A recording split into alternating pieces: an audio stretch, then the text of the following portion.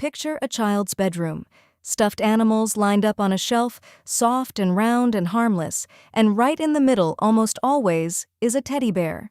We give them to babies. We name them.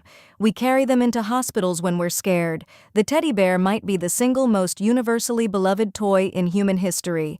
But here's the thing. The story of where that toy actually came from, the real origin, is not soft, it's not round, and it is definitely not harmless.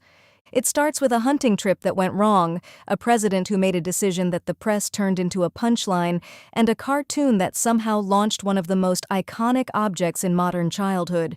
Pull on that thread and you find something genuinely strange. A toy built on a moment of cruelty that was spared at the last second, a political image that a toy maker in Brooklyn decided to put on a shelf, and a cultural icon that spread across the world before anyone fully understood what they were selling. The teddy bear is everywhere, in hospitals, in nurseries, in the arms of astronauts on rocket ships. Countries manufacture them by the hundreds of millions. Adults collect them. They show up in disaster relief packages, in courtrooms, and grief counseling sessions. We treat them like they've always existed, like they're just a natural part of being human. They're not. Someone invented them, and the reason they exist at all is because of one very specific, very strange afternoon in the Mississippi wilderness in 1902.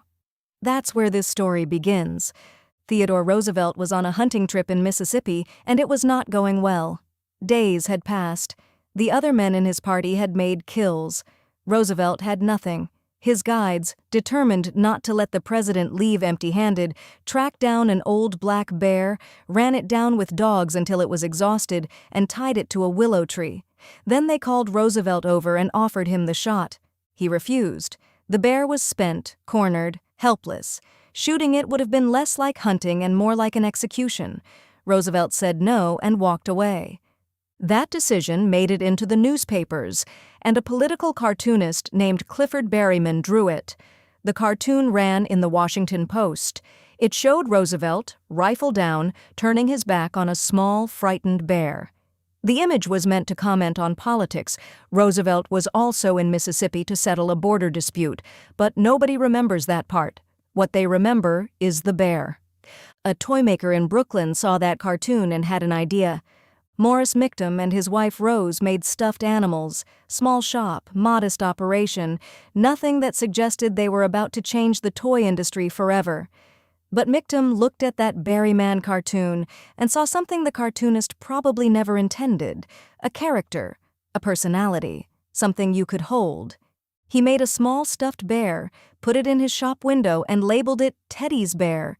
It sold. Then another one sold. Then he wrote to Roosevelt himself, asking permission to use the name. Roosevelt apparently said yes, though he doubted anyone would want the thing. He was wrong in a way that is almost impossible to overstate. Within a few years, the teddy bear had crossed the Atlantic. Germany was mass-producing them. Department stores couldn't keep them stocked. A president's moment of mercy had become a global phenomenon, and nobody planned any of it. But that's almost never how cultural icons work. They don't get designed, they get stumbled into. Someone sees a cartoon, makes a prototype, puts it in a window, and then the world decides it matters. What made the teddy bear stick wasn't the president's name, or even the craftsmanship. It was the story underneath it, a moment of restraint, of choosing not to do the easy thing. Roosevelt walked away from a tied-up bear, and somehow that quiet refusal became the emotional core of the most comforting object in the world. The toy that lives in every nursery was born from a hunt that didn't end in a kill. There's something almost too perfect about that. If you've never thought twice about the thing sitting on your childhood shelf, now you will. Subscribe if you want more stories like this one.